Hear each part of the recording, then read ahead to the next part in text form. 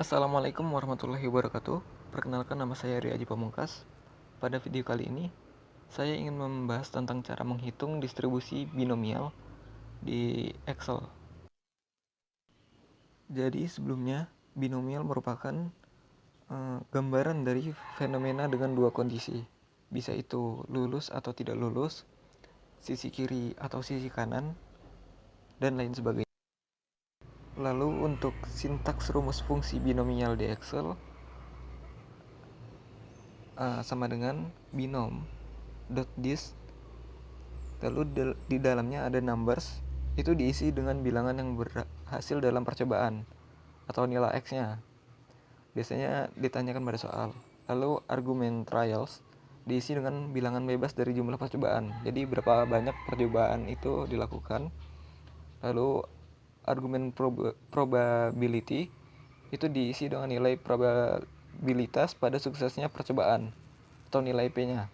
Paling tinggi itu biasanya 1. Argumen kumulatif diisi dengan nilai logika true atau false. Jika mencari peluang tepat atau sama dengan, maka digunakan logika false. Di sini ada contoh. Sebuah koin dilempar sebanyak 10 kali. Berapakah peluang sisi angka muncul tepat 8 kali?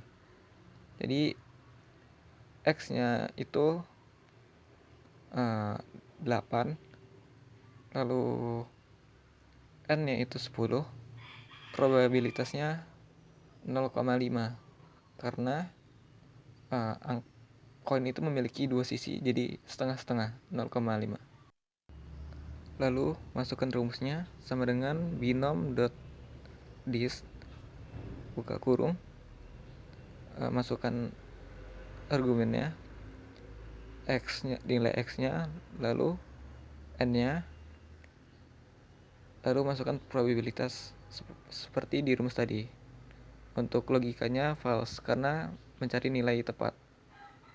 Ini hasilnya 0,043945.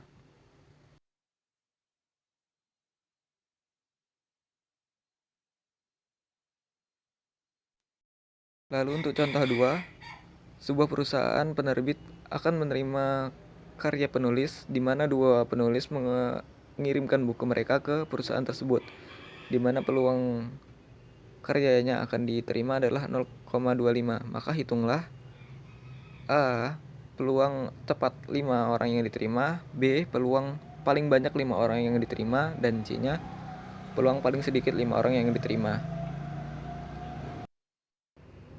Karena untuk jawaban A-nya itu mencari nilai tepat, berarti notasinya sama dengan X sama dengan 5.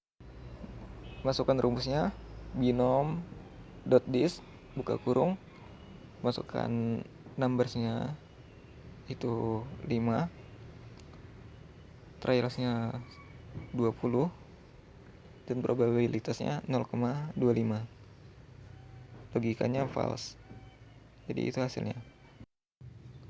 Lalu untuk jawaban yang B, X-nya itu paling banyak 5 orang yang diterima, berarti lebih kecil dari atau sama dengan 5. Caranya sama, hanya saja logikanya adalah true.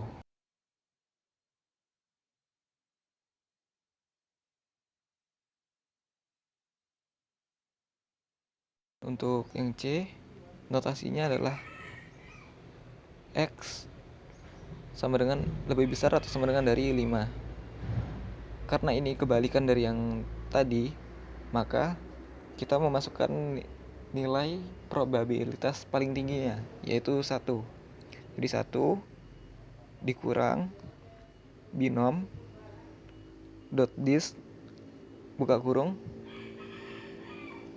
kita masukkan argumen numbersnya itu 5,